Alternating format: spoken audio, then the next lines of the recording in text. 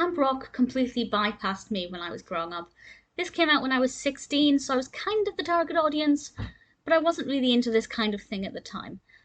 Having now watched it, I thought I better get round to it. It's on Disney Plus, let's give it a chance. Having now watched it, I can say that it's okay. It's not amazing. It's pretty predictable. Some of the characters are a little underdeveloped, but the music's okay and the narrative is pretty decent, and it's quite refreshing to have a summer camp, that isn't a traditional summer camp. It actually has a theme. So this was released, as I said, in 2008, directed by Matthew Diamond, and stars Demi Lovato, Joe Jonas. That's something that I was aware of before watching it. I was aware that the cast was very strong, and definitely for a lot of people a pull factor. Nick Jonas is also in it, FYI. And for me, that was not necessarily a pull factor. I like the Jonas Brothers, I like Demi Lovato enough to watch it, but I was more interested in the music. I love musicals. The music for this is not as great as I thought it would have been. But the narrative, first of all, this is about a girl called Mitchie who loves music. She's a very talented keyboard player and singer. Well, reasonably talented singer. Her vocals weren't that strong in this, oddly. I'd kind of expected more, but not terrible. And she finally gets to go to Camp Rock, which is a summer camp centered around music. When she goes there, she ends up being friends with two sets of people. She ends up being friends with an individual who is a very down-to-earth girl who wants to be a music producer. She's level-headed, she's intelligent enough, she's friendly. And she also becomes friends with the popular girl who is not as good at singing as she thinks she is, and who looks down her nose at everybody. So she's kind of torn between the two, and she's also battling her own, I guess, lack of self-belief, because she doesn't necessarily believe that the music she writes is very good, but she's going to have opportunities to perform these. Will she find that strength within her to believe in her own talent, and will she shine? I am saying she because the character is a she, but also this is not Demi Lovato, this is the character I'm talking about specifically.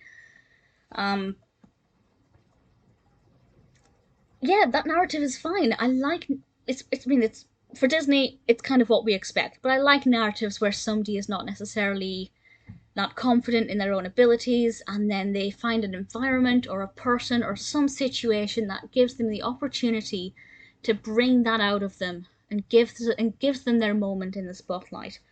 So I thought that actually the character of Mitchie was really interesting. She was pretty well developed.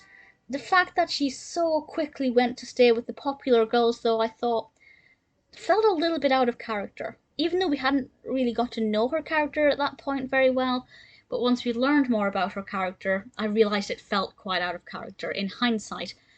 With regards to Joe Jonas, he plays this character called Shane, who is a successful musician, or DJ or dancer or something. To be honest, the character wasn't introduced very well. All we know is that very quickly a lot of teenage girls were screaming and flocking after him because he was teaching hip-hop at this camp. And obviously, Mitchie, being a bit of an outcast, she talks to Shane in isolation.